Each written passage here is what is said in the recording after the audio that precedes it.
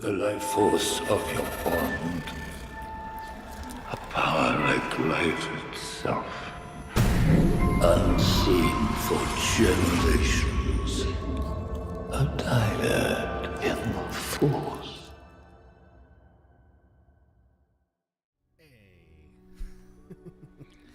How's it going, everybody? Welcome to another episode of Dyad in the Force, episode 149. We're getting to 150. On today's episode, we're joined by Ileana and Kenny, Darthman86, who will be joining us here momentarily. We had some technical difficulties getting him here. That's why we're taking a while to get started, but I think we should be getting started. Kenny, I still can't see you guys at all. you can hear Kenny us still though, can't right? see us, y'all. I Do you can hear us? I can hear Elena, but I can't hear them at You all. can hear me still, but I think it's an unchanged situation. Interesting. Yeah. We can hear Kenny though. We All can right, hear you. All right, just tell him I'll try my phone. I'll jump on Okay. through there. He's going to try his phone, y'all. Okay.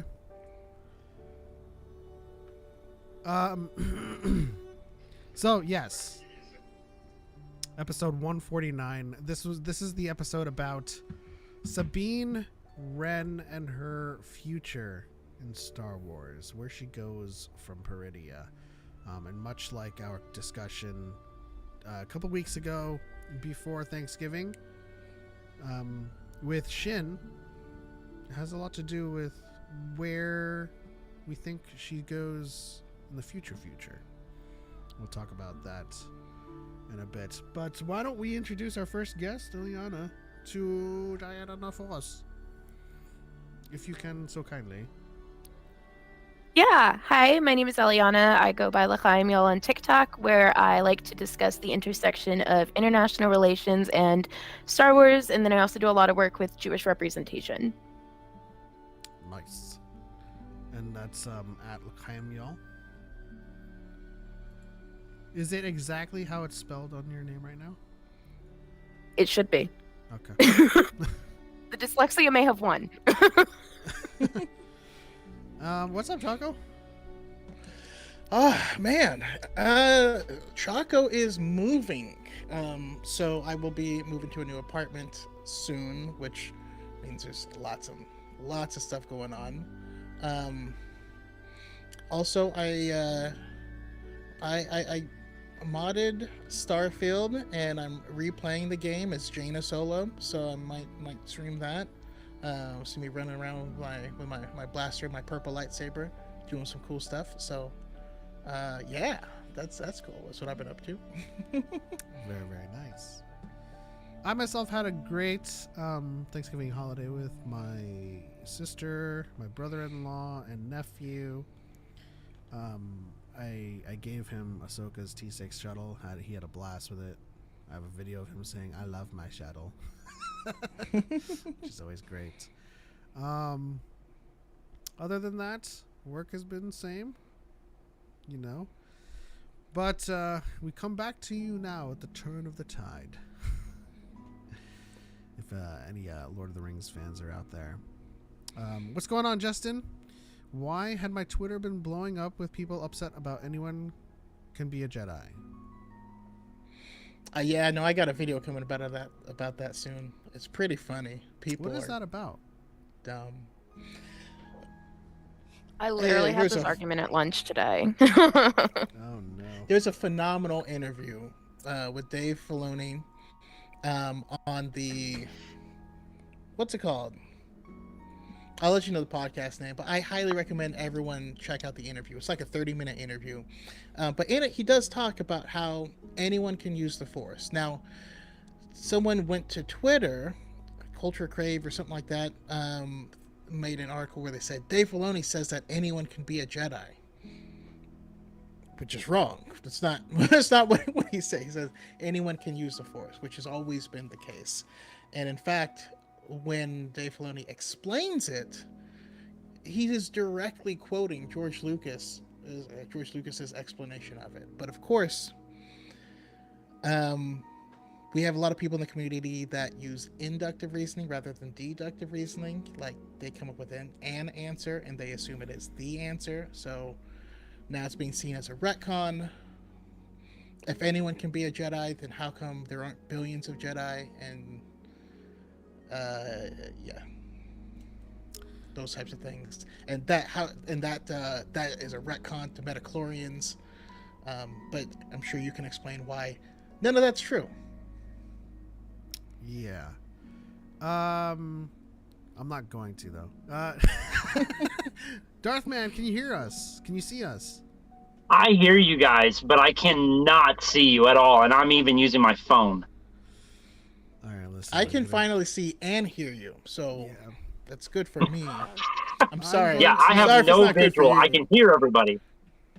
What Yeah. if I shared this? I've also got the TikTok going to see the comments, and we can see them there. Oh, wait, that's not a good share. Why am either. I frozen over there? I tried to share the TikTok studio, but I can share this. Hopefully you guys can see. At least at a reduced rate, but you can see what's happening with everyone. All right, so I guess I can kind of explain with what's up, Dexon? With the midichlorians, like Obi-Wan says, like how everybody understands it, it exists in everyone, and as AHSOKA says in the show, talent is a factor. I'm going to point directly to Rise of the Red Blade.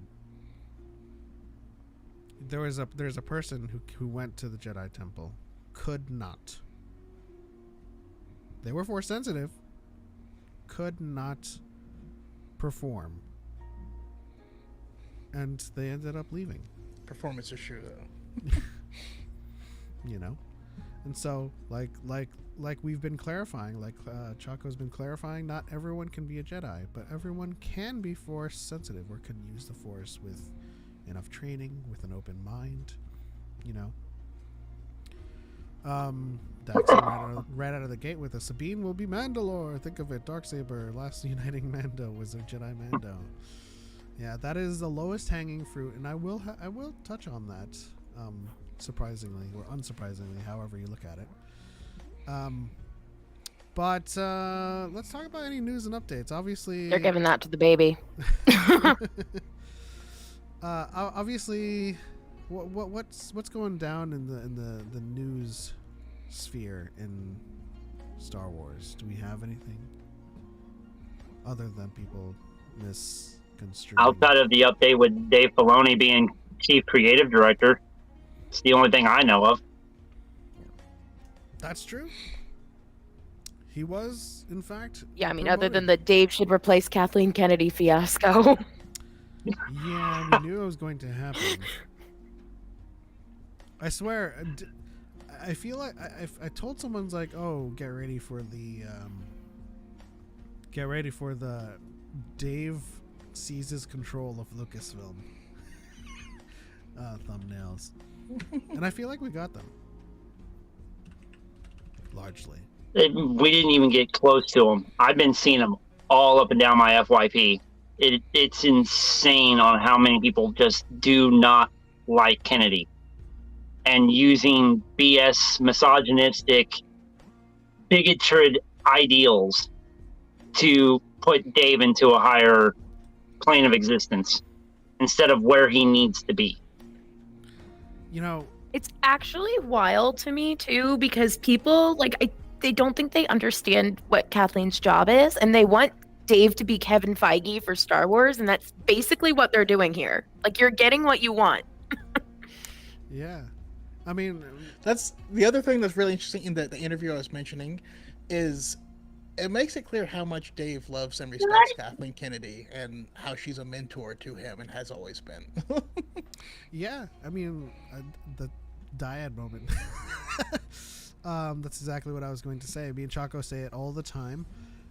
Kathleen Kennedy is the one that's enabling everything that Dave Filoni, accomplishes throughout all of this time. Connects him with Favreau, connects him with Ryan Johnson. Green lights him to start directing live action, and then promotes him to executive creative director, promotes him to chief creative officer, and all people see is them having feuds, and it's a Lucasfilm shakeup, and it's all Kathleen's fault, except Kathleen is making all of the moves to enable Dave Filoni to be the best that he can be. So in a sense, you should be like, thanks, Kathy. So we don't get all of this. She's doing exactly what the fans want. Yeah. They want him in the spot where George was.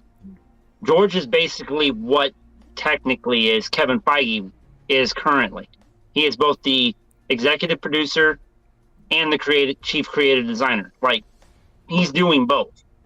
She's splitting up the work. She okays the missions. He's the one who comes up with the story. Yeah. Also, at the It's same that time, simple.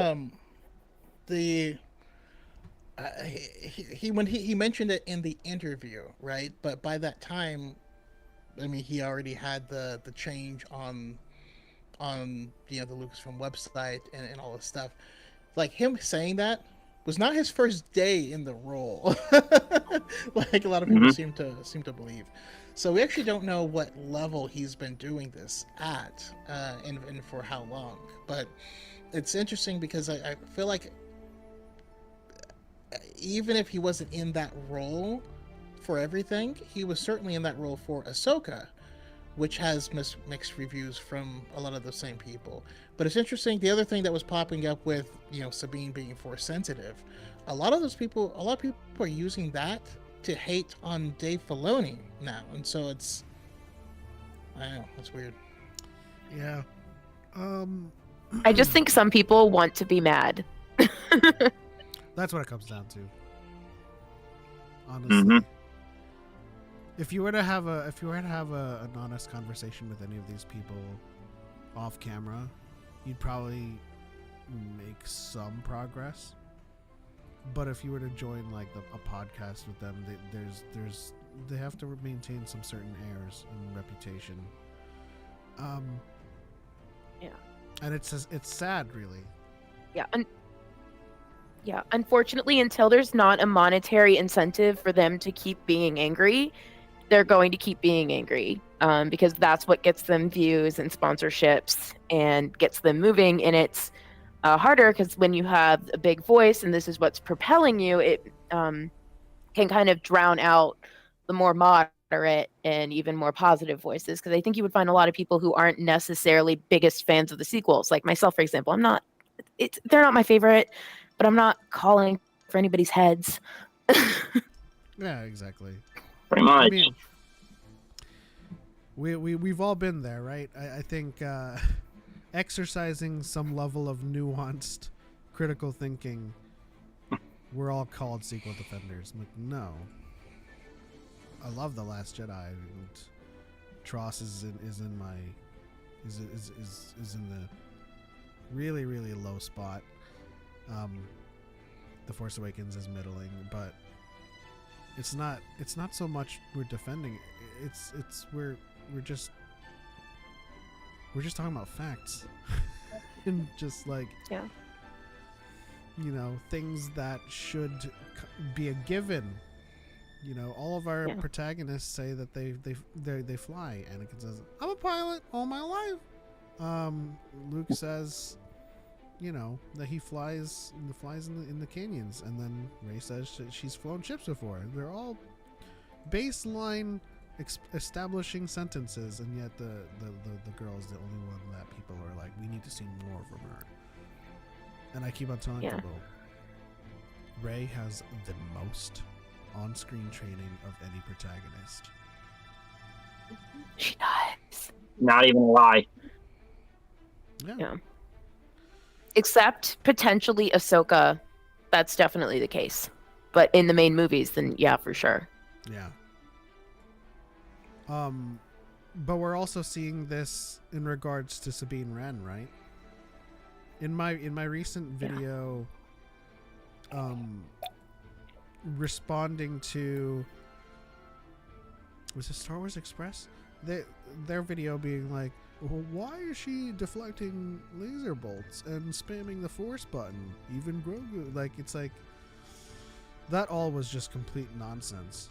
But even in the show, you see her training. You see, you have Ahsoka establishing your upbringing as a Mandalorian. You know, your what is it? What's the exact quote? Your talent with weapons is due to your Mandalorian upbringing, but you'll need more than that to survive. So, Mandalorian upbringing, training with weapons and warfare, training with Kanan, training with Ezra, still not enough. And they even went spamming force power buttons. They show Grogu doing like a force smash with 2 people, and then showing Sabine like just kind of shove a couple people back a little bit. This is the same thing with like video games ruining Star Wars, basically. It's like Grogu is an infant, okay? And he literally threw 2 stormtroopers together with like breakneck speeds and faints. Sabine just went like this, and then all the women, just like a little bit. It's like, yeah. It wasn't even the best display of a force push, and I don't know, it's stupid. I mean, and if anything, that proves the theory that everybody can use the force. It's just more readily accessible to some people than others. Grogu, with a super high midichlorian count, has that natural advantage. You know, he's walking through a wide open door. Ahsoka's trying to squeeze through a window, and, you know, for somebody like Anakin or Luke, there's just no walls. Yeah. Justin says, I read an article that we're supposed to get 5 Star Wars shows in 2024. Don't know how true it is. We have slated shows. Yeah, I saw that as well. But if you think about it, if we got Bad Batch season 2, if we get Andor season 2, if we get Skeleton Tales Crew's of the getting Jedi, pushed back. Skeleton Crew's getting pushed back. Yeah. I was really looking forward to that one. Acolyte. Then Acolyte. So we're getting Mhm. Mando in 25, I guess? Probably. That would be on time. Well, not on time, but given the strike on But time. I'm praying for more Visions. I mean, Ooh, yes, most please. likely gonna get that. Same. Oh my god. I The was other like- thing with Visions is it's probably not delayed because none of them are American, so none of them are associated with the WGA or SAG. Probably a lot of those shows are under foreign agreements. Also, I was gonna be like, I want Mappa to do one, but at the same time, I'm like, Mappa's kind of like, you kind of need PTO. They've been going hard. I want They're another suffering. Studio Ghibli. I want to. Yeah, Oh, Ghibli should do God. a Star Wars one. That would be crazy. In fact, if you want to see Star Wars by Studio Ghibli, watch Nausicaa of the Valley of the Wind. Okay, That's I'll keep that in literally mind. Star I was just the Wars. one they did with Grogu and the Dust With Bunnies. Grogu. I want to watch it That was with adorable. a bunch of people now because, like, I just pulled that out of my butt. But now that I think about it, Nausicaa is Studio Ghibli Star Wars. Like, every studio should be able to have a chance to really shine with Star Wars. Like the studio who did Demon Slayer. I absolutely love how hyper realistic they are with the characters. Even though their magic and their power sets and all this are over the top, but the moves that the characters make are very realistic. I would love to see that done in Star Wars with that kind of animation style. Same with Bleach. Same with Dragon Ball. Like, there's a lot of studios that I would love to see touch it. It's just which ones are actually going to make the most sense. When it comes to Studio Ghibli, they know how to tell a good story in a short amount of time. So honestly, if we're going to get something along those lines, I would rather have them have like a full movie, or at least a good half hour instead of a 10-15 minute project. Yeah. And you're right. They do know how to tell a story where the action is so baked into the story that it doesn't feel like action. Like the action you get in Howls, in Spirited Away, even in Nausicaa, it's all consequential to the story. Yep. But going back to Justin's... Here's what I want. Give me some of those some of those studios, and have them animate epic fights and epic moments from canon books. It's just straight synergy. I would be down to see the Battle of Patton. Yeah, exactly. You can take the historical moments. You could do it. I just got done finishing that book. Fantastic. That battle was amazing. But I mean, picture the people who still to this day rewatch the cinematics from SWTOR, and they're like, "This is the best thing Star Wars has ever done," and you're like, "You don't even know what the story is. There's a whole story here. You don't care." But synergistically, you can get the people who only care about light, swing, swing, swoosh, and that's for them. But you watch that, and it'll make you want to go check out the book. I want to see who that character is. I want to find out more about them. And you just keep pumping it back into the brand. Yeah.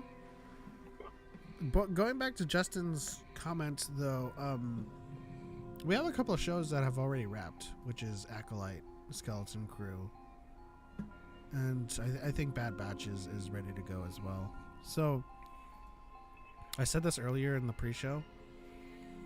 It's going to be a reach. But I think we can get Acolyte before the end of the year. I feel like within the next 2 weeks... This year? Yeah, I feel like within the next 2 weeks, if they drop a trailer, they could be like December 25. They're not going to do that, though, because it'll have to compete with Percy Jackson. No one cares about Percy Jackson. I'm just kidding. I care about Percy Jackson. I care about Percy Jackson.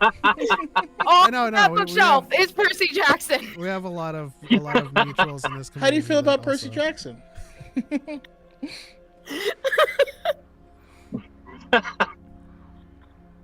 So, then man, a new year. Yeah. New Year's Eve. That actually brings up a question on my end. Element. Do you think with the Phase 3 started already now, do you feel that we're comfortable enough book-wise to sell that show? Or do you think we need to bake the third phase real quick, then launch the Acolyte? I think we're there to launch the show now. I think we're there because not only do we have the books, we also have Young Jedi too. So like a lot of people are getting excited because you have to remember a lot of parents have watched that. Like whenever I go out to Rebel Legion events, kids are always asking about like Nubs and Kai and Liss, and their parents are like, "Oh gosh, they love it," but like we want to know more about like where it came from. And then I've literally had parents say like, "I wish there was something from that for adults," and I was like, "Boy, what do you know?" Honestly, like and on the flip side, you got Kai Brightstar like, "Oh, Starlight Beacon, we're gonna go see Starlight Beacon. It's so great, Starlight Beacon." And everyone's like, "Oh man." No, me when they introduced Loden, and I'm like, well, that's the same feeling you get, right? Where another one bites the dust. Where you're watching a pre-original trilogy material, and you still see Alderaan, and you're like, "Oh, it's so beautiful," like, oh, and then you think, "Oh." Everyone here's dead. I know what happens to that planet. Like they all die. Like every time Bail Organa comes across the screen, I'm like, "Oh no!" Every time. No. Every time. Hey, I mean, If you want See to bail, I'm like, God damn it! I need to go grab a 40. Damn it! and that's why my subsequent watchings of Rogue One have been better and better, because it's on a more intimate level with Jin and them. Because now, like, the first time I watched it, I was like, oh, these guys aren't gonna make it because we know the story. But then, like, I keep on rewatching it, and then, like, I see Jin, and then it just, like, the relationship grows deeper and deeper, and then you're like, oh crap, and they don't make it. So I think it's one of those movies that truly grow on you the more you connect with the characters. I mean, I straight up hated it. I hate to say it. At the beginning. So it's definitely grown on me. I still haven't rewatched Rogue One after watching Andor. I don't know how I can. Knowing what happens in Rogue One, it's hard to imagine that Cassian has gone through so much, even in that first season, just to end up on Scarif to die. Like that, it takes me off.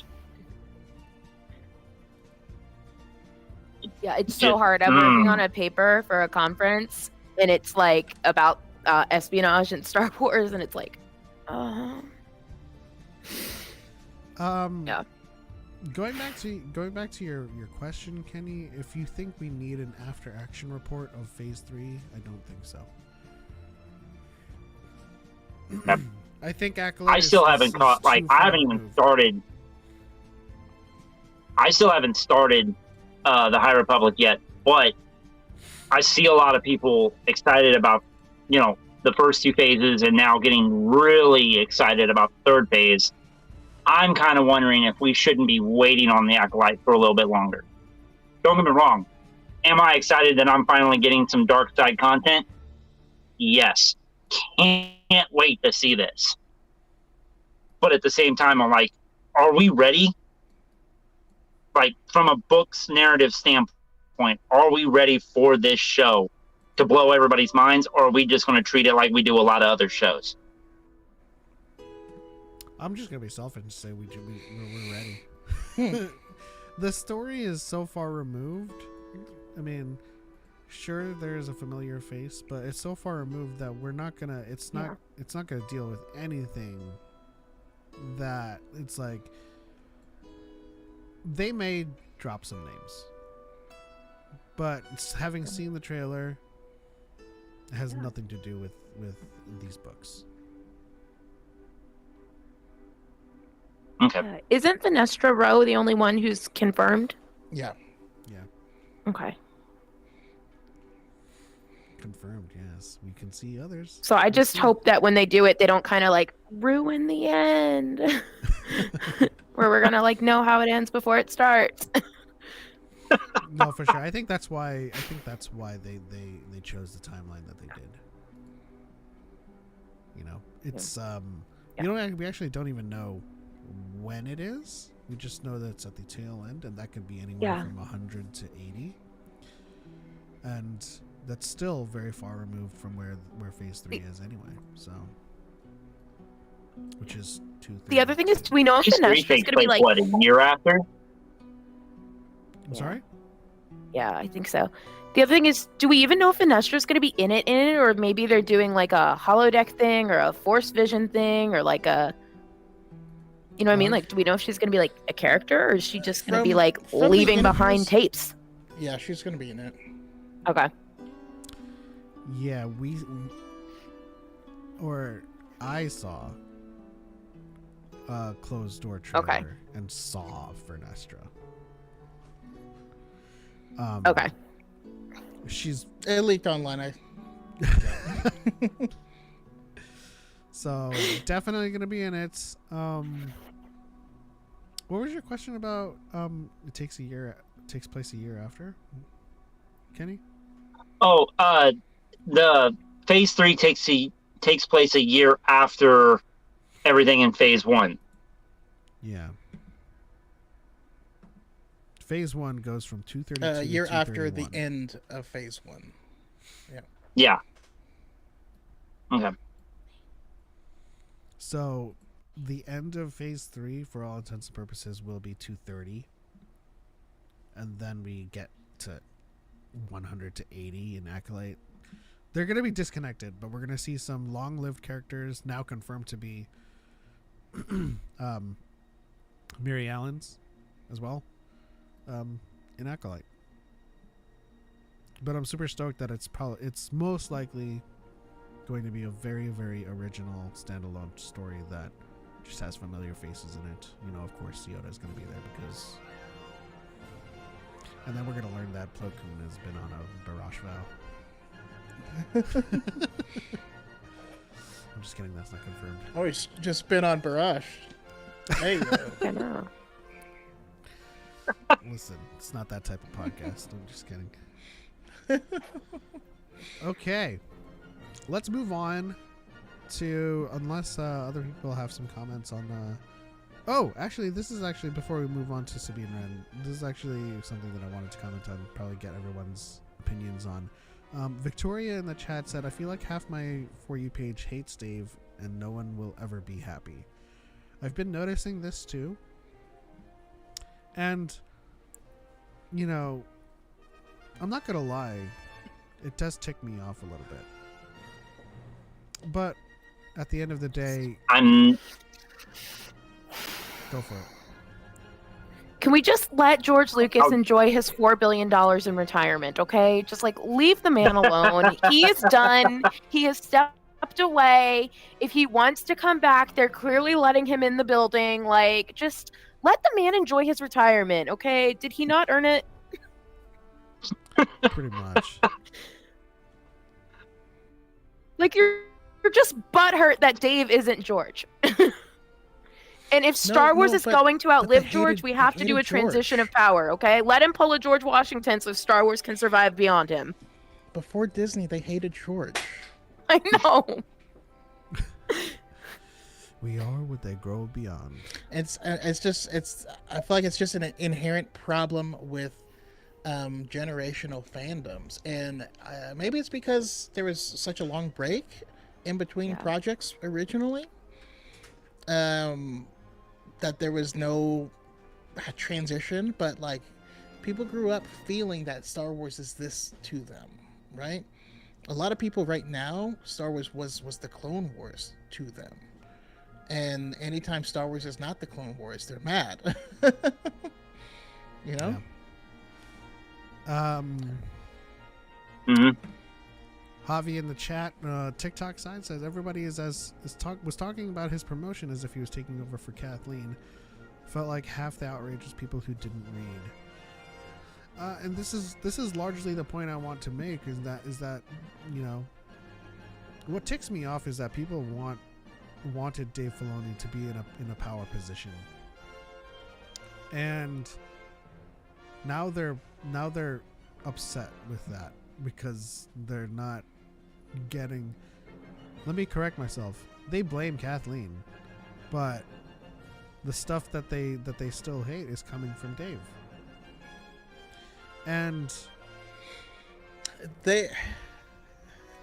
I want to posit this because I think Dave has been a lot more involved in things than probably we're aware of, and so a lot of things that they, like you said, a lot of things that they have stated they've hated have been from Dave, but they believed it was from Kathy's. So I think there's certain things that they would have liked had they known it was from Dave, but they decided it was from Kathy, so they hated it. Now that Dave gets promoted, we're going to get more Dave stuff, which is going to feel reminiscent of the stuff they blamed Kathy for, because it was from Dave. Yeah. Another thing that I want to say is that I've seen a lot of hate for Dave's style of storytelling.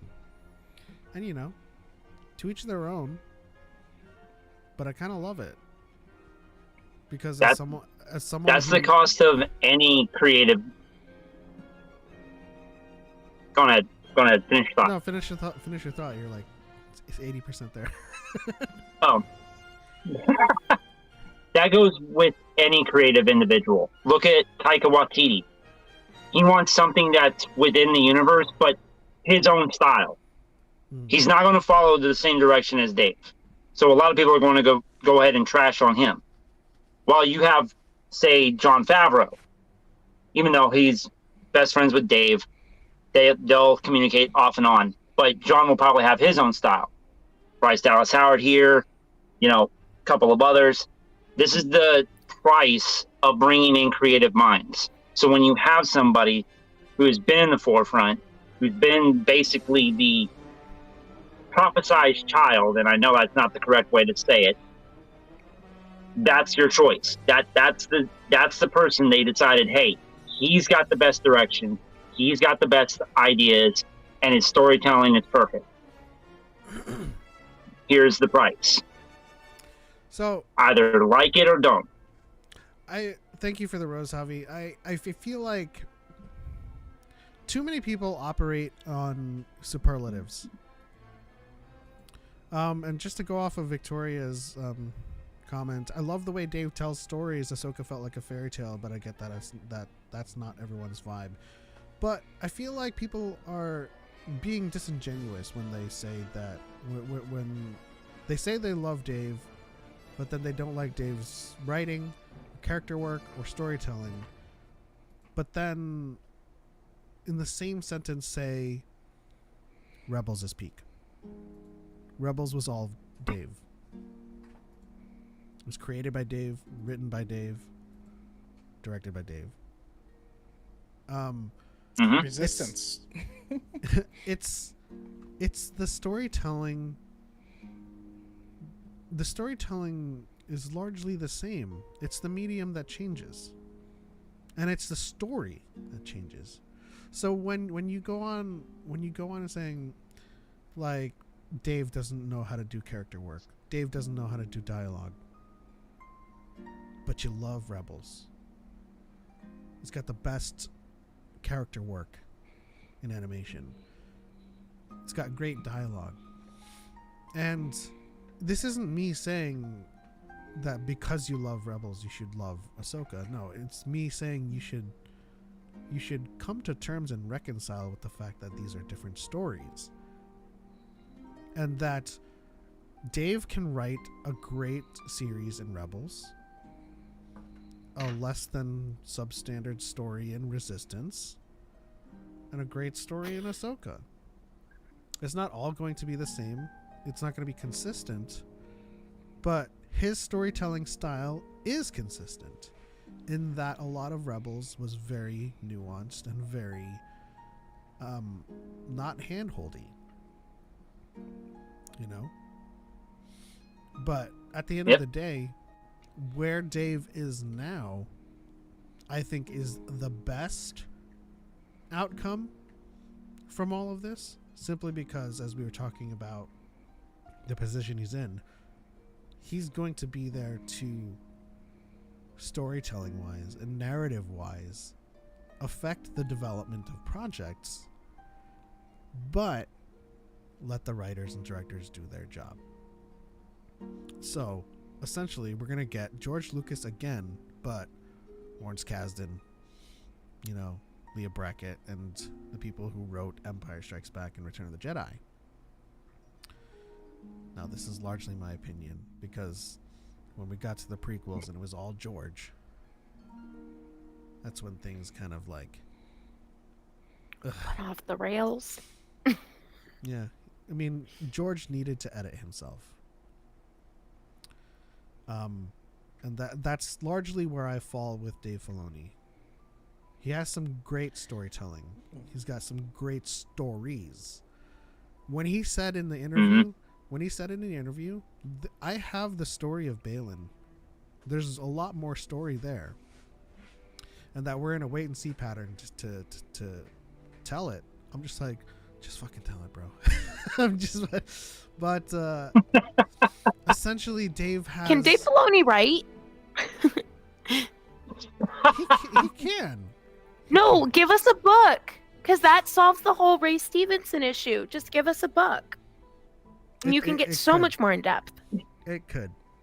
But I would also like to interject another thing that I think is a large issue, and that it's as people will want more of the same. People get mad when their heads where their personal headcanon wasn't scratched. So you can have people who say Clone Wars is peak. Why? Because Clone Wars introduced a slew of new characters or unexplored characters that we got to spend time with. Mm-hmm. And so you were learning about them. You were watching it not with expectations of where this person is going, or where you think they should be, but you're going along with the story. We get to Rebels, new characters, same exact thing. I think all stories have a problem when you get to future iterations where it's been 10 years, it's been 20 years, and maybe that character is not doing what you thought they would have done or what you want them to do. And I think that people take a weird ownership that affects them negatively. You know, I have a friend who on TikTok, using Lego Star Wars, made a character, Gonkatine. It's a Gonk droid that's dressed like Palpatine. Made his own adventures running around, and had a lot of fun. But then even he started getting hate because people kept saying where they wanted Gonkatine to go, and he was like, I don't want to do that. Mm-hmm. I think some people just really need to write some fan fiction and calm down. No, I think that's a really good point because, you know, Yeah. when people say Rebels is peak, when I say Rebels is peak, I agree. Yeah. yes, I agree, but also it's because they were new characters, and Dave was able to make us fall in love with new characters and a new story that was so far removed from the Skywalkers that we only had Leia when she was like, what, 13, 14? For one episode. Yeah. And some Bail. I thought she was but 15. No, she's... Yeah, She was 15 because Ezra was 15 and... No, because Ezra is 15 and Ezra was born on Empire Day. So Ezra is born like 2 or 3 days before Luke and Leia. Okay. But the story in general is original. It's their story. Mm-hmm. It's not the rebels being like, okay, here's how we got the plans for the Death Star. You know, and I know how ironically that ties into Rogue One, but like, this is why we love Rebels, is because it's just a whole new set of characters, whereas AHSOKA is a continuation of their story 9 years into the future, where Ezra has been stranded, Thrawn has been stranded, and people have this premise or notion in their mind as to where these characters are mentally, emotionally, and storytelling wise. And you can fall into a lot of traps. The other thing I think... About that. Oh, sorry. I'm done. Yeah. The other thing I think people can fall into is a lot of the time what people say is peak is what they saw when they were a kid. And when they look at things through adult eyes, they are just obviously more critical, and nostalgia also plays a big factor. Because like I know for me, I watched Clone Wars every Friday at 8:30 on Cartoon Network. I was 10 when the movie came out. Like we saw it in the theater. And like I know a lot of my perceptions of Clone Wars are like my favorite Star Wars of all time is Voyage of Temptation.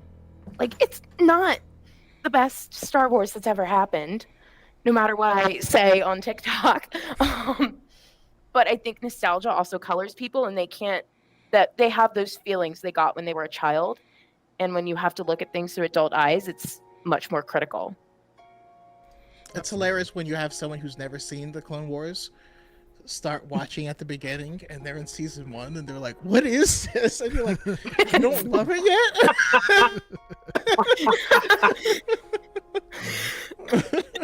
Why does it look so blocky? Yeah, they're like, why is your favorite character in all of Star Wars the complaining lady in love with Obi-Wan? Like, I literally had somebody to ask me that. I was like, calm down. We'll get there. No, but you're absolutely right, Pep. Like, if you came into AHSOKA, you might be upset that Sabine's story that we're continuing is from the 10-year gap, right? Because she's in a different place in her life. That's just... Yeah. Mm-hmm. If you don't progress your characters, you have failed. I had someone you argue with me about The Last Jedi because Luke is a mythological figure.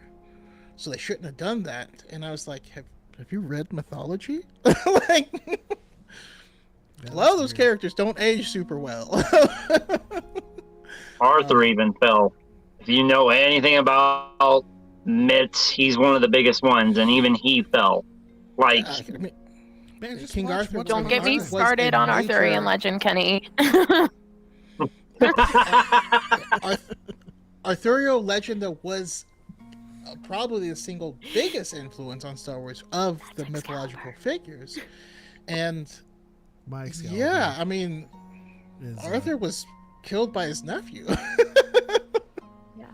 my Excalibur is Excalibur Yeah. from Fate Zero.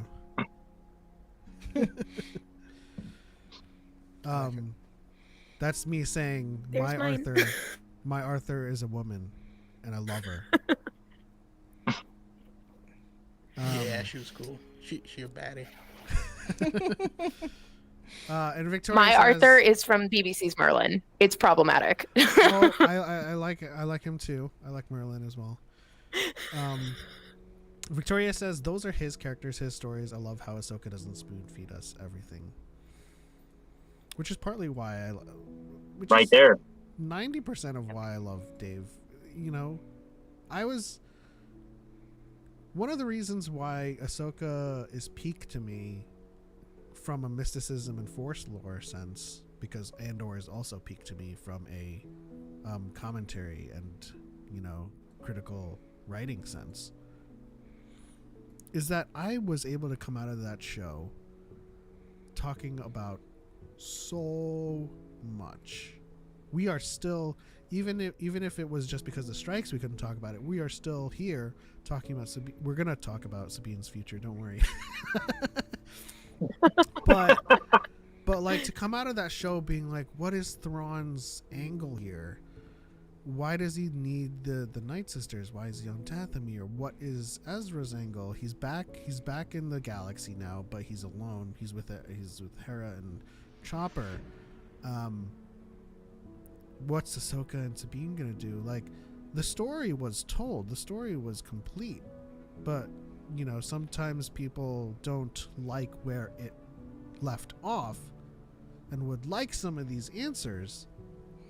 But for me, I'm like, oh, I want to speculate for a while. I want to theorize. No, I don't have the answer. It's a plot hole. Yeah. Like, talking about what Balin is searching for is like, that's going to be a conversation I'm going to have for the next, until the second season of Ahsoka. You know, and it's always going to be Revan. I'm just kidding. Mithrellis on It's going to TikTok. be Don't even get me McDonald's with a started on working the whole- milkshake machine. Mithrellis on TikTok asks, how are the Chiss going to tie in on this on-screen story? Well, we don't have that answer, but We're not. my speculation really quickly They won't. is that Thrawn does not see an endgame with the New Republic and would like to revive the Empire because of his original motive of helping the Chiss ascendancy. The New Republic. Your Republic is not- doesn't have a military. Yeah. And so Yeah, his- not only have they demilitarized, but he doesn't truly know them, right? He's been stranded.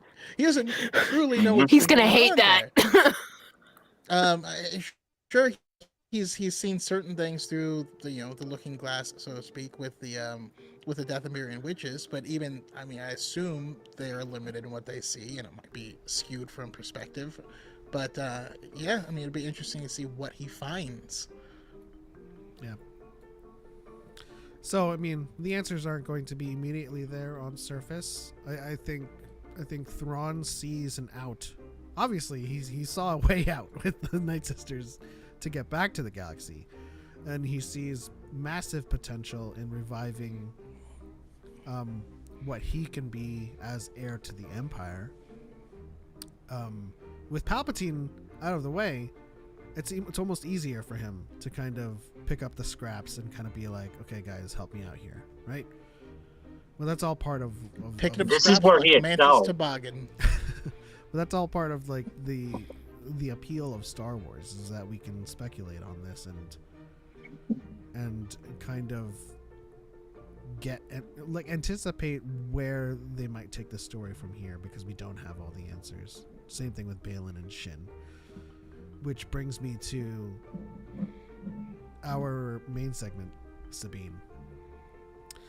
I made the thumbnail, The Mandalorian Jedi.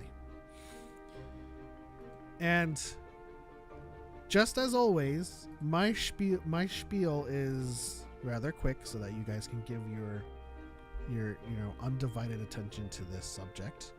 Because I know a lot of people have varying opinions on where Sabine goes. I think that she's going to be Mandalore the Jedi. Now, this comes from a history of legends where we have Mandalore the Preserver, Mandalore the Ultimate. She's going to be Mandalore the Jedi. And that's where I end mine. You guys can go on.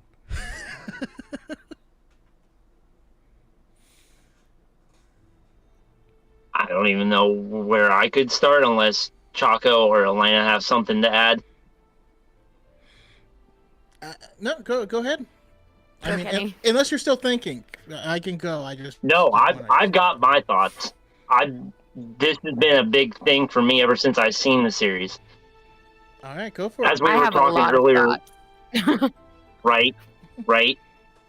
As I think it was Pep that was saying it about everybody being force sensitive and things like that, having her being force sensitive. I feel like that is almost a negative quality. Not the fact that she is force sensitive. I love the whole idea of her having force powers. That's hilarious. That is amazing. I can't wait to see how she gets herself around that. However, she is going down a similar path of like, say, Anakin. She doesn't have control over her feelings. She has no sort of detachment to anything that's going on. She's already lost her family. I think that's the assumption everybody's going with right now.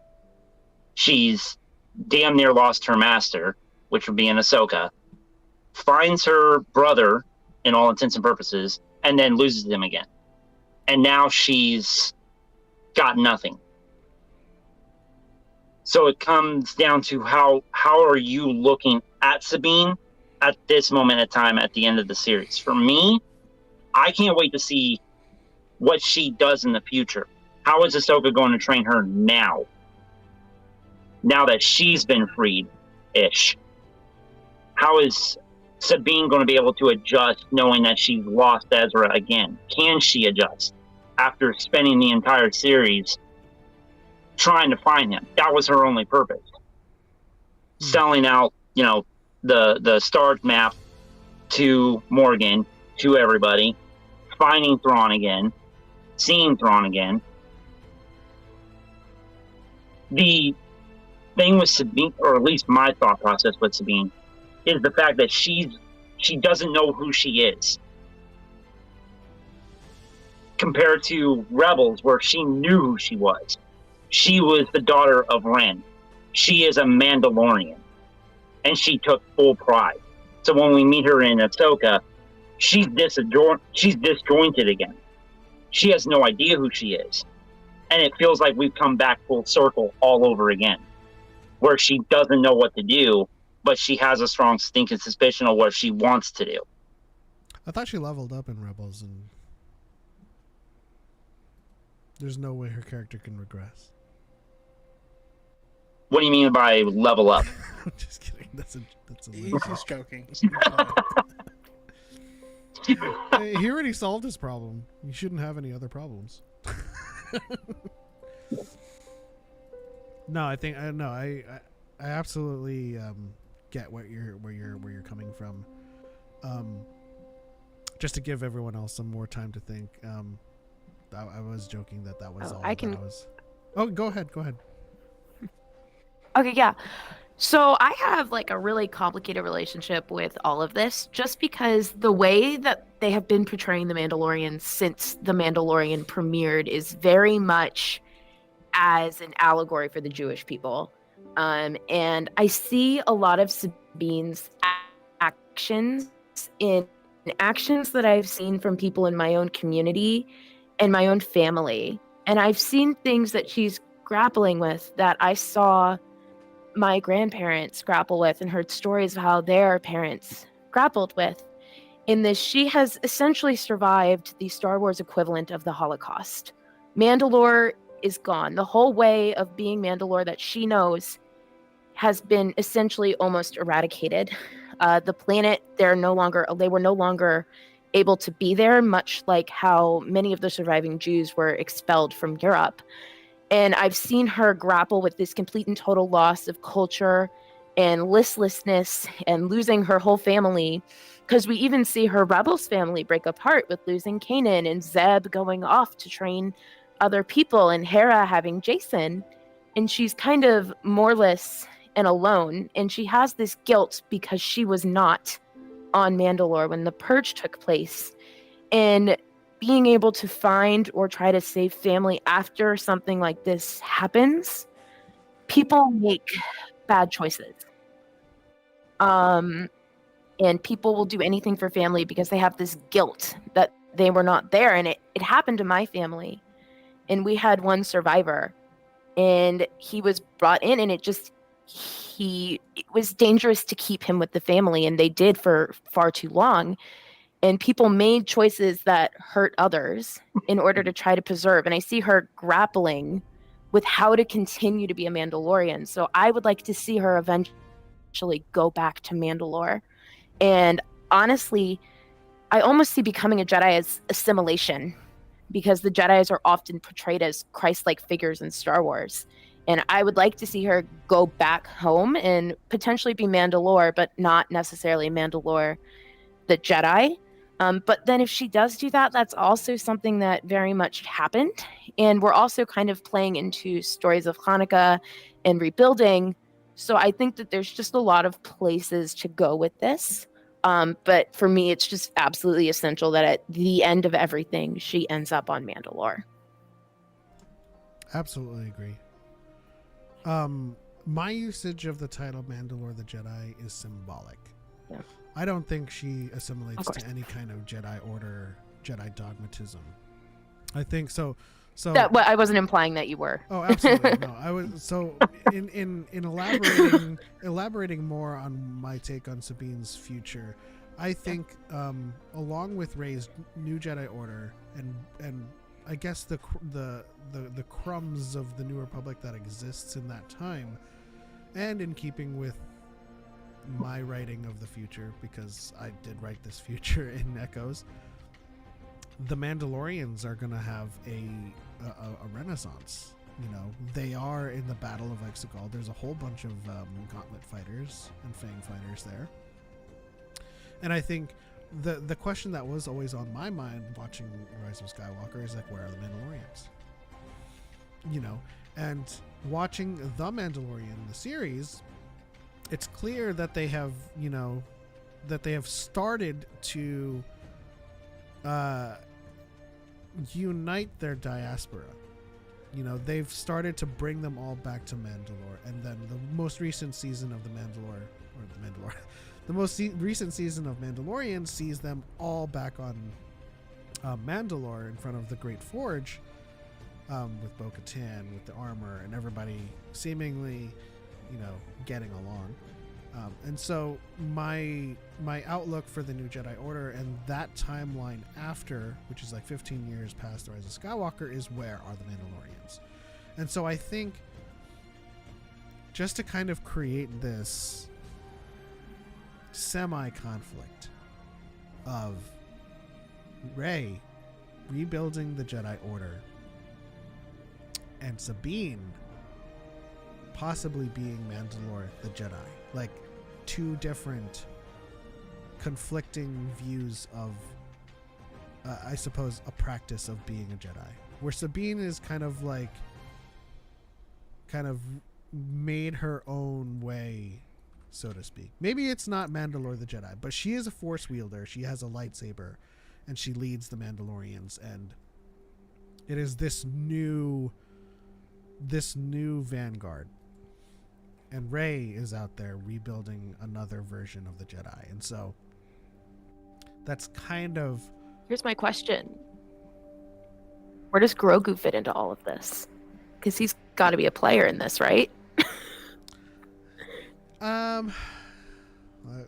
would have to think a lot about that, but I think... See, Grogu's the only one I did not write for it in my fan fiction. But I think largely seeing where he is in the end of the season, I think Grogu's just happy being, teenage Grogu with, by the time of New Jedi Order, 15 years after Rise of Skywalker, he will essentially be Jedi Master age. Yeah. And raised in both cultures. Yeah. I mean, thinking about Yoda becoming a master at 100. Thinking about where Grogu might be with Mando's training. Go ahead, Choco. That being said, I was just gonna say Yoda also may have been a prodigy as well. It could have been like a Kakashi, like in Anbu as like a. But Yaddle was also, Have you guys seen that theory that Grogu was like developmentally delayed because of the treatment from the Empire? Like he's supposed to be able to talk, but he can't, and Grogu's disabled. That's like a theory that's been floated. I mean, not that he wouldn't be in. I mean, I could kind of see that where he's been in hiding. If he was being raised by Jedi in the Jedi Temple and training constantly over that 20-year gap. He'd be further along. I fully agree with that. Especially since it was AHSOKA was the first person that could actually communicate with him through the Force, and so he hasn't had that. And we saw how excited he was when someone learned his name. Well, physiologically speaking, in everything you need to know about Star Wars, it does say that the first 50 years of that species is infantile, and that after 50, it's like a growth spurt. And so that's why, that's why, 50 years old, Grogu's an infant, and then 100 years, you have Yoda. Yoda's a master. Jedi Master. Okay. And so they have a physiological explanation for why he's still infantile. But I agree with you that his development at that time is stunted by, him hiding. Yeah, the two concepts aren't mutually exclusive. Yeah. But as far as Sabine goes, I mean, I'm more interested in. I feel like she's going to go the way of Zeb, and she's going to end up running a bed and breakfast on Peridia with her wife Shin Hati.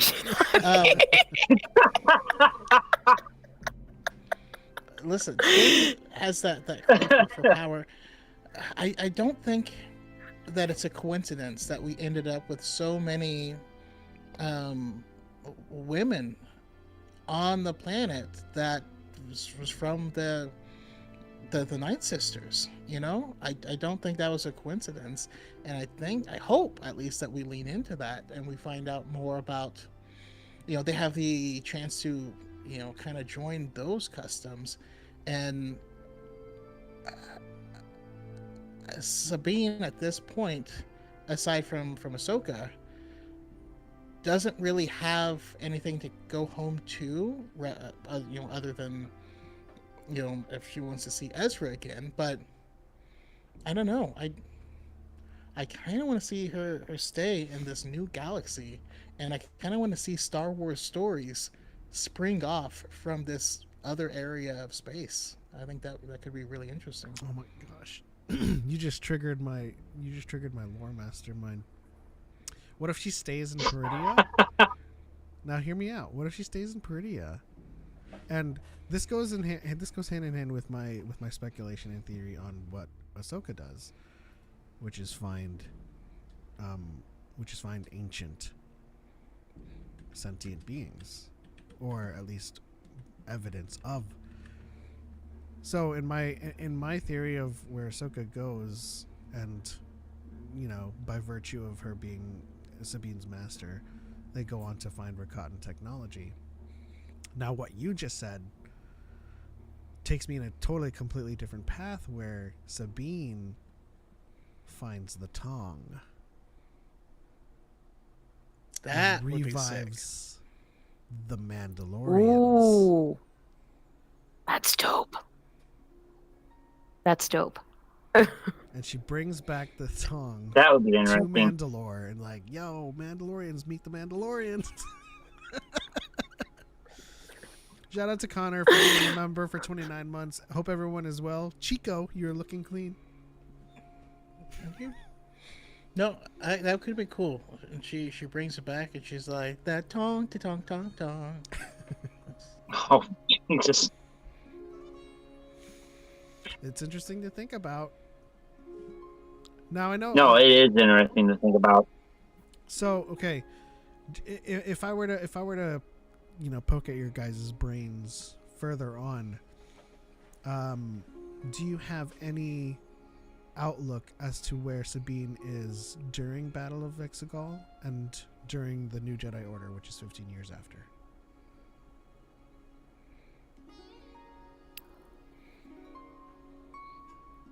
I think she's there. Once a rebel, always a rebel. Agreed. She was just in one of those fighters. I mean, she could There's have been no on the way Ghost that she there. wouldn't. Yeah. The ghost is there, which means Hera's there. I'm going to assume Hera's like old, but she's there. Or Jason's there. Ooh, But I don't Jason think with Sabine. Yeah, I don't think Sabine, because remember, they all know Leia.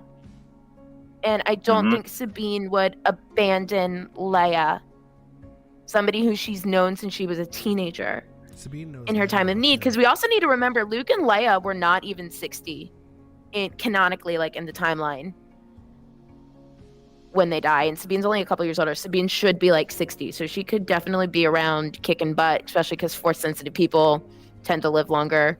But no, I've decided she and Jason are on the Ghost, with Hera, who's in Hera's her in the 70s or gunner seat. 80s. She's in the gunner seat. Yeah, Hera's Jason! flying. She's the best pilot the galaxy's ever seen. And y'all can Don't fight do me on that. that one. Don't do that to the motivators. You blew the motivators. And Jason's like, I got it. I know how to pilot. Yeah, I like that. And you look in the back, and Chopper has met a lovely gonk droid, and they have little droid babies running around. What's the name of the It's gonk Gonky. Gonky. It's Gonky. It's the Gonky, because they're about the same age.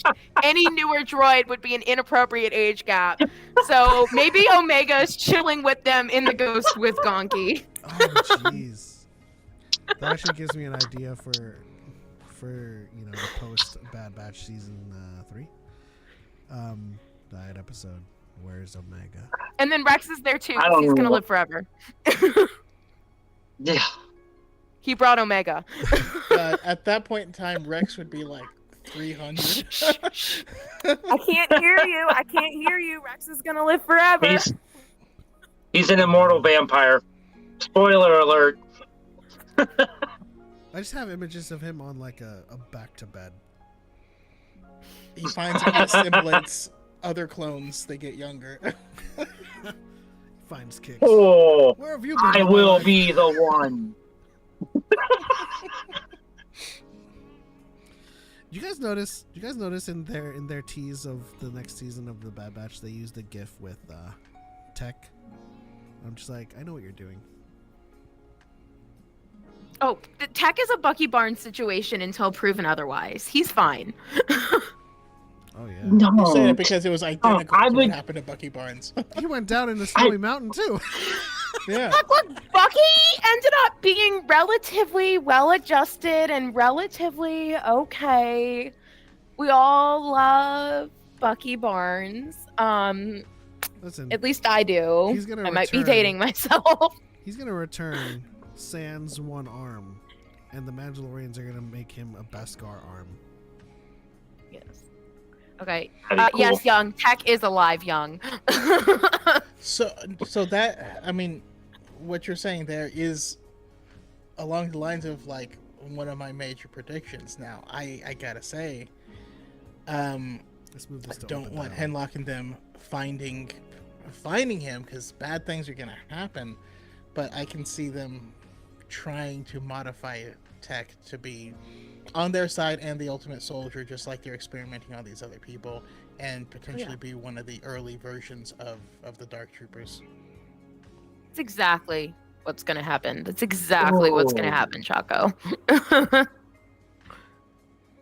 See, I had that same theory with crap, what's his name? Fabio. Not Fabio. Crosshair. I had to think about it. I thought he was going to be like a precursor to the Dark Trooper, but that makes way more sense.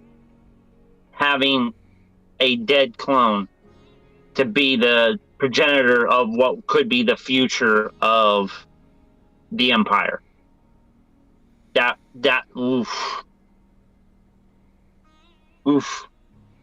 Man, it almost creates this whole Citadel, not Citadel situation. What is it called? Skacko Minor. Yeah.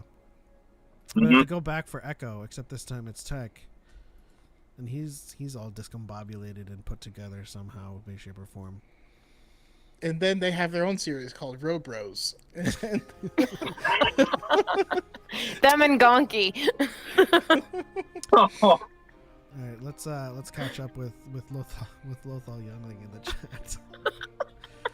Everything she said is correct. Jennifer kept saying Tech's sacrifice and not Tech's death. Cheyenne and I were talking about this and how they kept avoiding saying death. Tech is alive. Victoria says Tech lives. Youngling says fucking Hunter fell from a damn ship and survived. Tech is alive. I don't give a fuck, and anyone who says otherwise can go fuck themselves, and I will fight them. And then Tommy P said, don't forget about the clone assassin in the mid-season 2 finale. Yeah, that's true. Yeah. I mean, that's all them having the technology to do this, you know? I mean, the reason they want Omega is so that they can create that, you know? Why Yeah, are they they want that going after technology. Boba Fett then? Because wouldn't he have the best unaltered Jango Fett DNA? I think they... I mean, I think they had something specific that they were trying to achieve with Omega, and they did. So Boba Fett has like the original strain, or the original DNA template, but Omega has the one that has the results that they were looking for. Okay, but hear me out. Do you think they had failed people and the other blonde clones were part of this experiment? It's like Rex and Kari's from the 212. Because Omega's not the only blonde clone. Yeah. I mean, we learned in the season finale that the person that is working in Tantus is her sister. You know, it's Yeah, Delta's a clone too. there's no doubt in my mind. There's other people like Omega, and Omega is like the like the prime, like, oh, we did it, you know. Since everyone else that exists is older, and they really want her, I think, you know, she was the results they were looking for. and with those other people, we saw that this is something that they're looking into doing, but it's only now they have Nala Se on board. So, you know, now it's back to drawing board. Someone gets to do cognitive recall on Tech. Crosshair gets the honor of hitting Tech very hard over the head. Omnisesta Omega. Alright, guys. Do your very, very best impression of Omega. Rekka, Tick. Gonky, Hunter? he's a Gonkroid. Hey. what is this? Here's my impression of Omega. People keep asking if I'm back. I'm just kidding.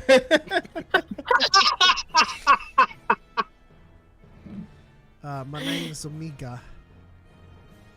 All right, we're on open dialogue for seemingly the last 7 minutes of this episode. If anybody wants to talk about this, continue to talk about this, talk about something else, you can. I do want to bring up that Omega's strategic mind, as we saw her kicking butt at games and winning people's money. She's in a nerve center somewhere and was at the heart of the rebellion, and giving clues, giving information to people, and planning out strategies from behind the scenes. Even though she can fight, they found that she was more valuable in that role. So when the War Council in Rogue Man One, in the chair. when the council is getting together in Rogue One, and the guy's like, "Let her speak." Was he referring to Omega in the war table? Just inside there. She was about to speak, and then Jen stood up and like had a whole speech, and she's like, "Yeah, that's cool." What were you gonna say, Kenny? I was going to say, I want to bring up something that Elena was mentioning in a TikTok, that Bad Batch Season 3 could be the very last possible timeline where we see Rex, period. Thoughts on everybody's opinion? Oh, I did do that. Should this be the last hurrah for basically everybody's favorite clone? Should it I see be? him in In Rogue my One. opinion, Never say never. It's just what I want to say. yeah. So I did say I think it's going to be the last time we see Rex, just because it seems like they're moving in a totally different direction. But that was a strike draft that I made. If you check the date on it, before AHSOKA, I think we might be able to see him if there is a second season of AHSOKA. So I will revise that statement just a little bit because that was made in like July. I have a hot take. I think this is the last time we see Rex animated.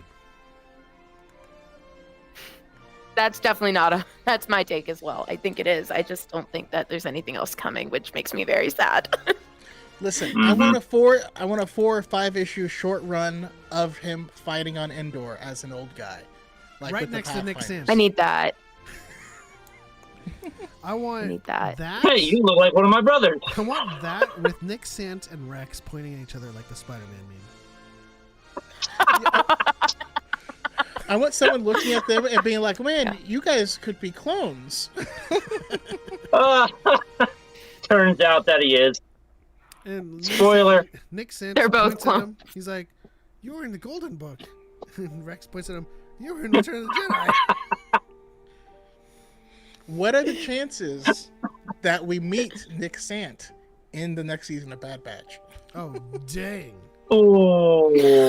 What are the chances that Nick Sant is actually a clone, and his clone name is Nick Sant? Yeah, that's what I want to see, and both of them are there. you What know? are the chances that his name is Nick and then his wife's name is Sant and he got married and lived happily ever after and had like a wife and kids waiting for him to get done at Endor? And that's why he has a last name and he is a clone. Yeah. Because like Cut took his wife's Wrong last name, name. Rex. Oh, I thought you were gonna say Cut took his wife. I'm like, what? Dang. Yeah, Cut That's was a Wayne. real Took Housewives his of wife's last Tatooine. name. Or Endor, sorry. Real Housewives of Endor. I need that now, actually. Real Housewives of Endor. Oh my god. And then we Endor, just though? need 'Cause it like would Callus mostly in be there. Ewoks. Just Hosted for by shits Ewoks. and giggles. Like the Real Housewives and Callus, because he's Zeb's husband. Yeah. Like maybe on Coruscant or on Space Tampa or wherever Andor got arrested. Yeah, I don't know about that. Space Tampa.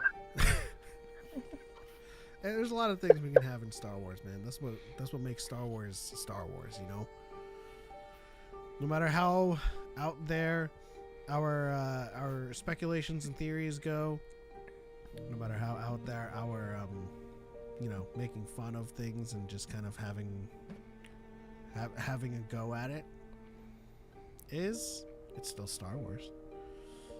And going back to Sabine really quickly, and what Ellie said about her being there and not abandoning Leia. She knows Lando, and Lando is the one that went out. Ooh. She does know Lando. So it all makes sense. It all makes sense. She hates Lando, though, doesn't she? I feel like they would get over it like for like 5 seconds and like do the Battle of Mexico and then go back to hating each other. Like I think they put it all aside for like a hot minute and like work with him again because like they worked with Vizago again too. So like they pull it off for like 5 seconds. Okay, they put their differences aside, fight the battle, and then go immediately back to hating each other. It's like if she was on Agent Claus, and then Jana's like, I never knew my father, or I never knew my family. Yeah. And then Lena's like, let's go find out. And then Sabine just comes out. Do we of nowhere. think- It's like, you creepy old man. Galaxy's Edge is canon, right? Yeah. Okay, do we think Hondo was at the Battle of Exegol? Because he's alive. If Galaxy's Edge is I canon. want Hondo at the Battle of Exegol. So bad. I mean, he's definitely alive. Yeah. I could only he's imagine the immortal. chaos of the money he's trying to make off of that. I really can't. Ooh, radar dish. Right up. All right. So we're about to wrap things up here for this episode. And I'm trying to think of how we could set up this Christmas giveaway for Dyad. And I want everyone to do a challenge in the comments, or even in stitches. So what would we have people do to enter this giveaway for Chopper? I mean, I think if everyone could at least maybe post their favorite Chopper moment or their favorite Chopper war crime. In a I quick can help video. judge going- and tell you if they're actually war crimes. That's pretty good. I was thinking Or about, Chopper impression. I was thinking about a random draw, but we can have some judges. Do you guys want to be random? Do you guys want to be impartial judges of this? Yeah. I mean, I can judge if something's actually a war crime or not. Yeah, I just want chaos. That's all. That's all I need. When I see Chopper, I see chaos and loyalty. That's it. Yeah. All right. But everybody should enter because I have one and he is sick. Like, he's so fun. All right. So I'm going to start this recording. Welcome to the Dyad in the Force Christmas giveaway. For this Christmas giveaway, we have the Chatterback Chopper. Now, Choco's going to explain how you can enter for this giveaway. And as soon as he does that, I'll tell you when to expect the results and how we're going to get the results. So go for it, Chopper. Yeah. And Chopper. Apropos. Okay. Listen, all choppers are cool. That chopper, Tony chopper, it's all good. Anyhow, entering is really easy. All you got to do is go ahead and stitch this video, or comment below. Let us know what your favorite chopper moment is, your favorite chopper war crime is, or do a chopper impression. And yeah, we'll pull some out and you be the judge. I don't know. So, we have some very special guests on this episode of Dyad in the Force. Eliana at L'chaimiol on TikTok and Darthman86 on TikTok. They will be the judges of your entries. So, as Choco said, leave a comment, stitch this video, let us know your favorite Chopper war crime, or, as Choco suggested, which I really like, do your best Chopper impression. And Eliana and Darthman will be the judges. They will recuse themselves from knowing who did what. We will only give them a list of the entries without any names, and they will judge the best one. And let's see, when is the closest Dyad to Christmas before? Let's say the 16th. In 2 weeks. Come back to Dyad in the Force, Saturday, the 16th of December, and we'll announce the winner there. So go ahead, leave your comments in the comment section below, or Stitch with your favorite Chopper impression. Good luck! Have fun. Burp, burp, burp, burp. Burp, burp, burp, burp. I've got my chopper. Chopper power. I have too many choppers. I don't know if the shrine is in view. I didn't even realize that until you pointed it out. There's more too. I've got the Black Series. I've got the Black Series. I've got the Loungefly. I've got like the shirt. The earrings are coming in. I'm glad you're here for this episode then, for the Chopper gift. Yeah, like y'all know I do that whole series about Chopper. All right. But we are out of time for this episode of Dyad in the Force. I want to thank Eliana and Kenny for being a part of this episode. We'll start with Kenny. If you have any final words as to Sabine's future, if you didn't have any time to say it, and any kind of plugs you want to plug, go for it. Hello, everybody. My name is Darth86, Kenny, for those who know me the best. You can primarily find me on TikTok at DarthMan86, and also on Twitter, Darthman_86, where all I do is talk Star Wars and the MCU. As far as Sabine, I don't see, I see a good future for her. Her being a Jedi, no. I don't see that being a thing. I don't even think AHSOKA still thinks that she's Jedi. So the whole Jedi aspect of her, I don't see it at all. If it happens, it happens. But I personally do not see it in the future. But I've got no other plugs. I know Master Allen. Ooh, that's a good plug. What is it? Divas BG3. What is it? Yeah. There's a sale going on until Monday for 10% off on all level up lightsabers. Get your lightsabers better than a stick. Yeah. Divas BG3 is the promo code, as Kenny bench presses or does something. Trying to break the thing. trying to show a demonstration of how durable this thing is.